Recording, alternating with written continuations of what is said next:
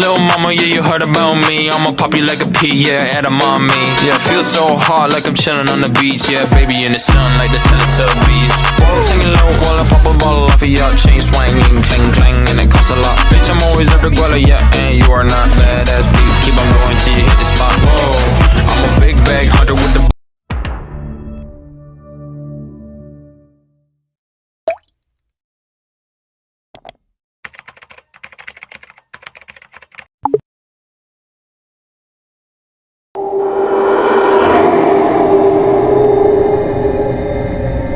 The golden age of Cambodia was between the 9th and 14th century, the Angkor period, during which it was a powerful and prosperous empire that flourished and dominated almost all of inland Southeast Asia. However, Angkor would eventually collapse after much infighting between royalty and constant warring with its increasingly powerful neighbors, notably Siam and Thai Viet. Many temples from this period, however, like Bayon and Angkor Wat, still remain today, scattered throughout Thailand, Cambodia, Laos, and Vietnam as a reminder of the grandeur of Khmer arts and culture.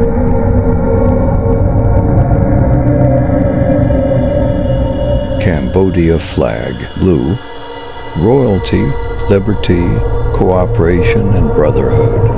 Red, the nation and bravery of the people. White Angkor Wat, the purity and religious background. We have heard the report about Cambodia, read and studied, but we don't know the real events. So let me tell you the real story of Cambodia, a story of a boy who wanted to become free and wanted back to his hometown, but he rested.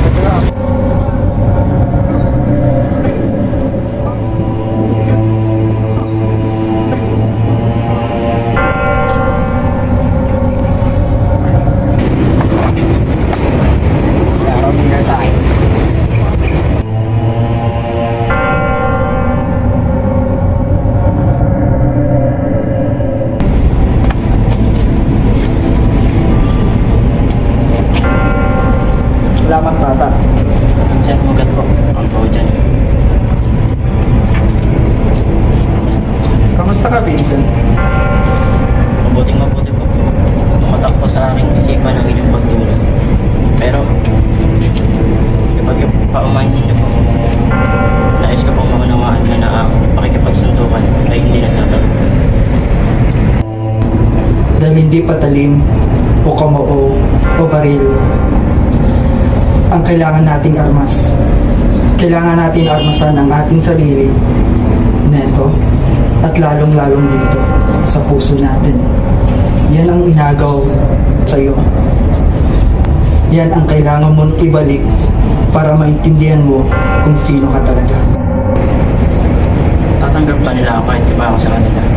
Pinapangako ko sa iyo na balang araw hindi na tayo luluod sa kanila.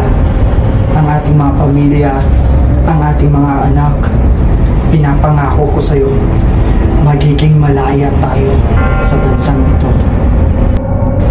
Salamat.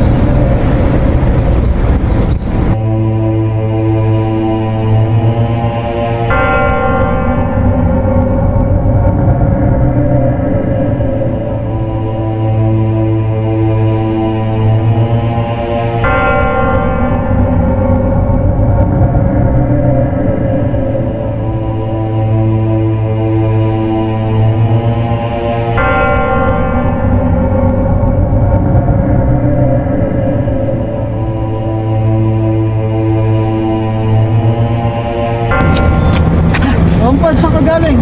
Yossi ka muna. Roldan, masamang balita. Si Vincent hinuli. Bitay at kamatayan ng parusa. Ano? Wala mo na. Vincent, Roldan, pagpaunan niyo. Dito pa tayo nagkakasang muli. Vincent, humanda ka. Itatakas ka namin dito ng mga kasama ko. Kung aalis ako dito, hindi sa paraan ng pagtakas. Hindi ito ang pagkakataon para igalang ang batas. Vincent, hindi nila ginigalang kung sino ka bilang isang Cambodian. Roldan, kung ganyan mga tuwiran ang bawat isa sa atin, hindi magtatagal. Dadanak ang dugo. Gugustuhin man natin o hindi, tadanak ko yun ang dugo. Alam mo, Roldan, gusto ko makauwi sa bansa natin. Sa Cambodia. Pwede mo ba akong kwentuhan tungkol doon? Diba sabi mo, nakapunta ka na doon?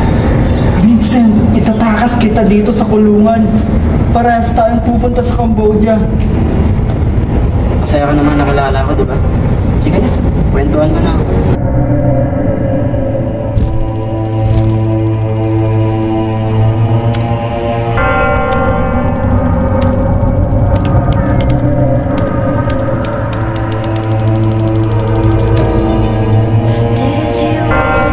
Cambodia's famous Temple of Angkor Wat is one of the world's largest religious monuments, visited by over 2 million tourists each year. It was built in the early 12th century by King Suryavarman II, Norodom Sihamoni, the King of Cambodia since 1993. The King of Cambodia has been an elected monarch, making Cambodia one of the few elective monarchies of the world. The king is elected for life by the Royal Council of the Throne, which consists of several senior political and religious figures. Cambodia, country on the Indo-Chinese mainland of Southeast Asia. Cambodia is largely a land of plains and great rivers and lies amid important overland and river trade routes linking China to India and Southeast Asia. The influences of many Asian cultures, alongside those of France and the United States, can be seen in the capital, Phnom Penh, one of a handful of urban centers in the largely rural country. Cambodia is predominantly Buddhist, with 80% of the population being Theravada Buddhist, 1% Christian, and the majority, the remaining population, follow Islam, atheism, or animism. Since 1993, the King of Cambodia has been an elected monarch, making Cambodia one of the few elective monarchies of the world. The king is elected for life by the Royal Council of the Throne, which consists of several senior political and religious figures. Tourist spot of Cambodia, Angkor Wat Angkor Archaeological Park. This temple city is the #1 tourist spot in Cambodia. Accessed from the town of Siem Reap, the temples of the Angkorian period are so ambitious in scale and in the majesty of their construction. Second, the Phnom Penh. Cambodia's capital is the frenetic heartbeat of the nation, a city of chaotic streets abuzz with motorbikes and car horns that can frazzle at first glance. Deserted completely during the Khmer Rouge madness and left to wither and decay. The street in central Siem Reap usually seen on travelers among Cambodia's top places to visit due to it being the base of the Angkor Archaeological Park. But the town itself offers more things to do beyond the mighty temples. Language of Cambodia. Famous food. Khmer is an Austro-Asiatic language spoken by the Khmer people and the official and national language of Cambodia. Khmer has been influenced considerably by Sanskrit and Pali, especially in the royal and religious registers. Through Hinduism and Buddhism, Cambodian cuisine is an umbrella term for the cuisines of all ethnic groups in Cambodia.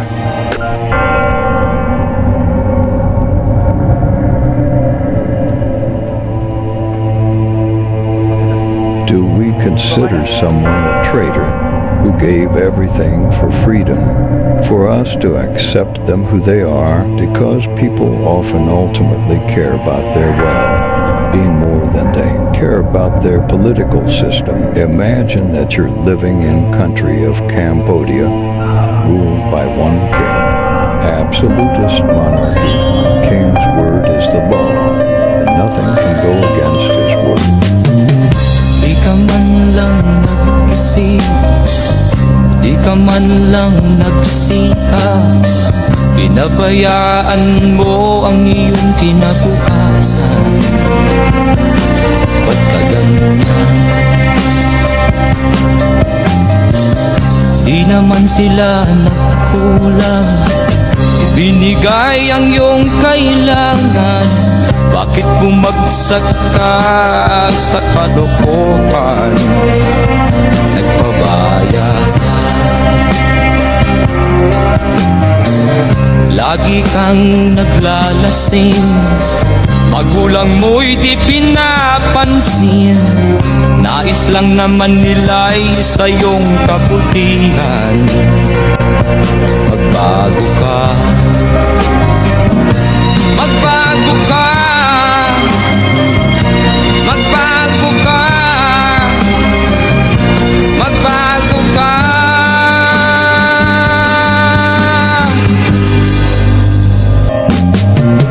Kung lalagi kang ganyan, ikaw ay walang pupuntahan. Baka umabot ka hanggang sa kulungan. Mag-isip ka, di ka ba naaawa sa iyong mahal na ama't ina? Nabibilang na ang kanilang mga araw. Magbago ka.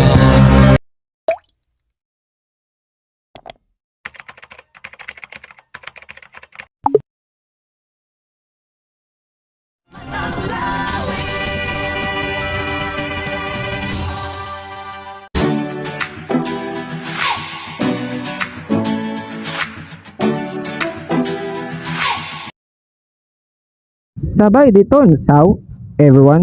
Come and join us to go in the landlocked nation in Asia, the Laos country. I am Kuya Jomer.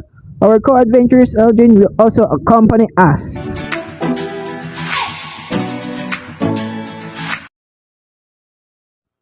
Mutedi everyone, here is the adventure you are waiting for. Join us on a tour and learn about the Kingdom of Laos.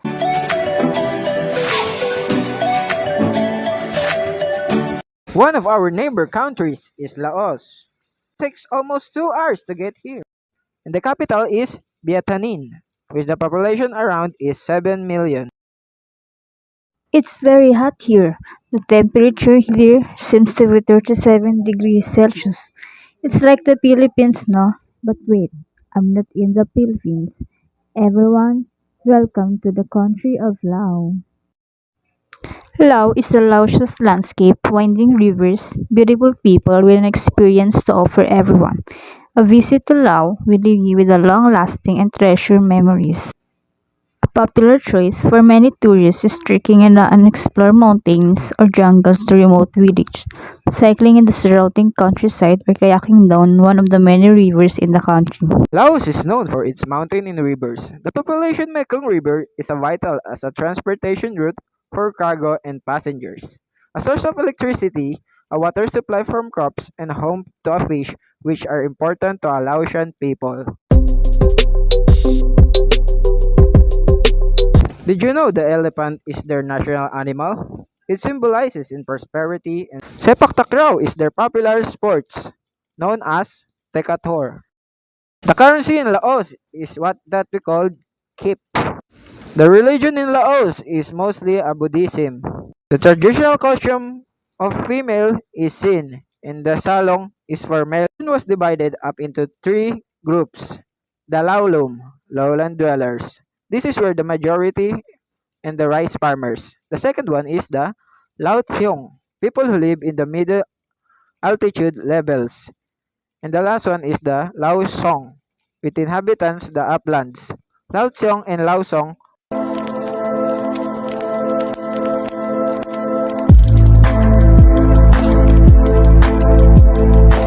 Sabay di ka, Jomer. Sabay di bao, Eljane?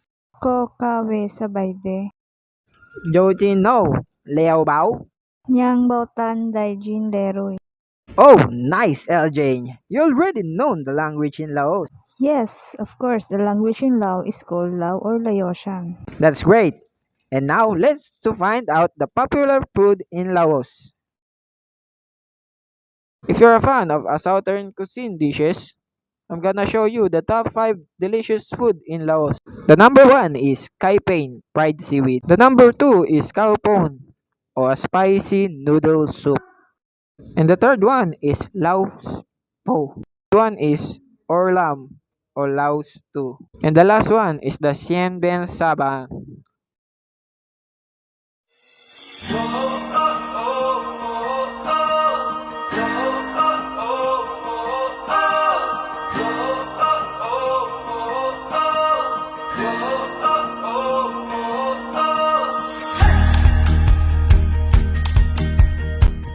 The Buddha Park in Vientiane.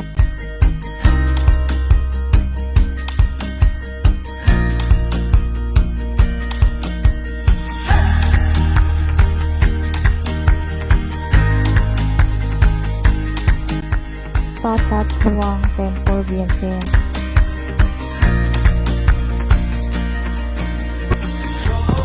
Blue Lagoons in Vang Vieng.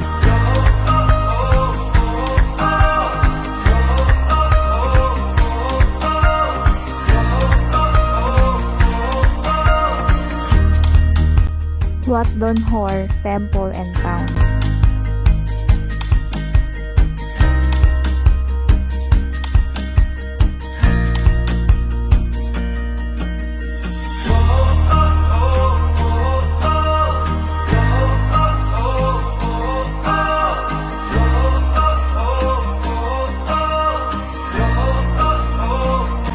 Hot air balloon in Vang Vieng.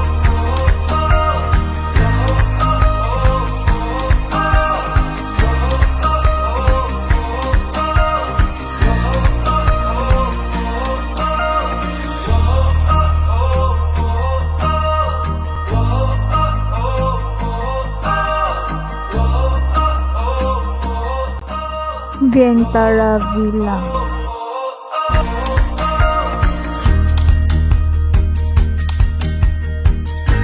Open air movie at Luang Prabang Film Festival.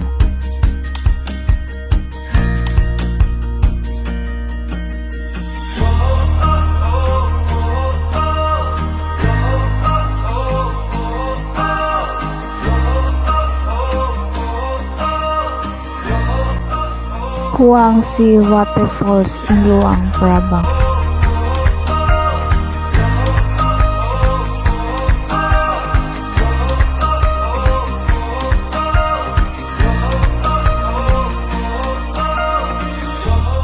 Souvenir at Luang Prabang Night Market.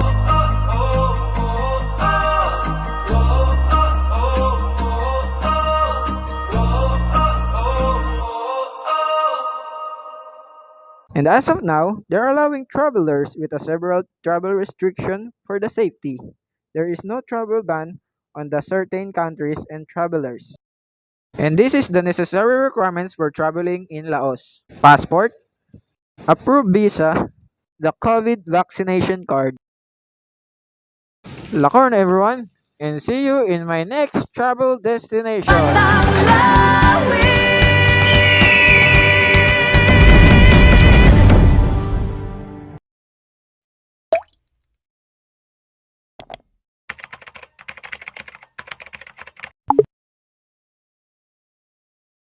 Kung makikita mo ko sa pag-ikot ng mga pangakong taon ng inabot, hawakan mo ko.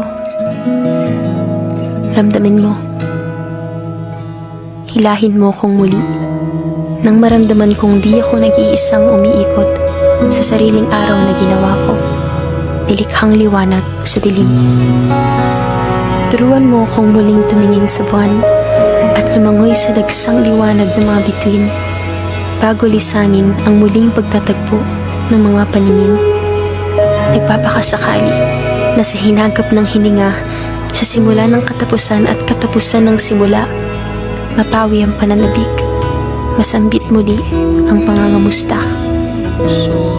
A woman whose life is yet to unfold.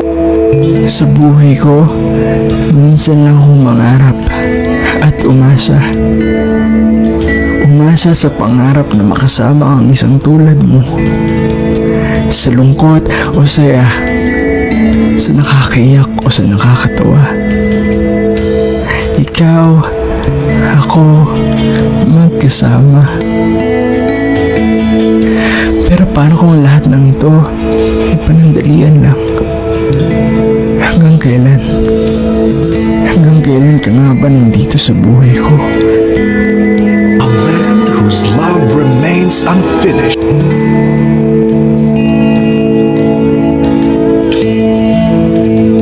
One place will bring them together. Vietnam, and what a country it is.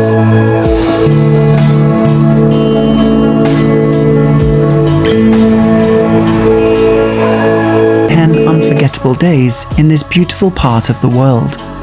10 days of mouth-watering cuisine, epic countryside, a town full of lanterns, historic tombs of past emperors, custom-fitted dresses, and beaches.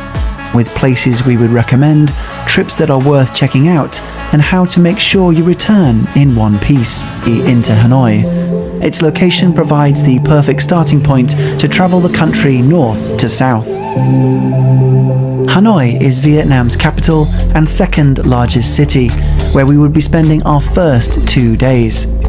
Still suffering from jet lag, we stuffed our mouths with pho, then started to explore its buzzing streets.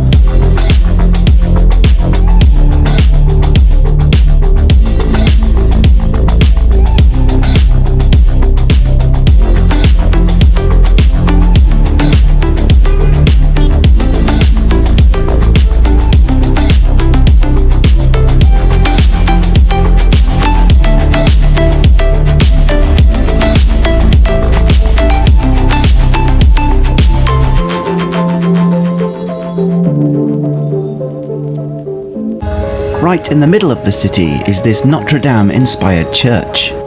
St. Joseph's Cathedral was one of the first structures built by the French and is a reminder of the hostile takeover in the 1850s. This would be the first of many time capsules we'd see on our trip. We actually returned to this spot for our second evening, which allowed us to sample some of Hanoi's famous coffee culture scene. Hanoi certainly lends itself to a walking city, that is, if you can avoid being run over by a million motorbikes, or in one instance... The uniqueness of Vietnam is linked to its relationship with water, perfectly represented by the legendary Mekong River and more than 2,000 miles of coast, as well as an incredible system of underground rivers. Are you ready to enjoy the wonders that await you in this tiny but incredible place? Places to visit in Vietnam. Number 1. The Mekong River Delta. Let's start this tour through some of Vietnam's natural wonders. The Mekong River is the world's 8th longest river and goes through 5 countries before ending its course on Vietnam's far south. It's a popular place to visit for those who stay in Ho Chi Minh City for some days. This region is home to unique ecosystems, as well as diverse communities unlike anywhere else in the world. Many local and regional products are produced here, so it's the ideal place to taste new foods unknown to many of its visitors. This river displays amazing pictures and colorful images everywhere, thanks to this magnificent river delta. Number 2. The Phongye Kebang National Park. Moving on to our following location, the Phongye Kebang National Park will leave you speechless. A national park placed in the central northern region, this UNESCO World Heritage Site's main attraction consists of its cave systems that extend for an outstanding 126 kilometers. It's the largest cave system in the world, and it's home to several endemic species of plants, animals, and fungi, nowhere else to be found in the world. Inside the caves and grottos run numerous rivers and water streams, many of them navigable. There can also be found lots of interconnected passageways. It's the perfect place to visit for adventurous explorers. Number 3. Halong Bay. The most visited and popular place in Vietnam, also awarded as a UNESCO World Heritage Site, the Halong Bay is located at the northeast side of Vietnam, near Halong City. Its most distinctive feature is the large number of limestone karst islets emerging from the water, some of them home to fishermen villages from ancient times. It's a paradise from the past that you cannot miss.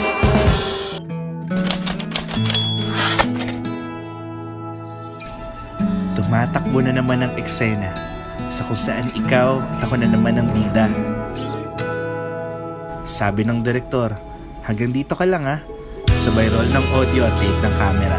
Ikaw ang laging kasama sa senaryong hindi na parte ng storya. Nagbabatuhan ng masasayang mga linya, paulit-ulit, hanggang para sa'yo, may ibig sabihin na pala.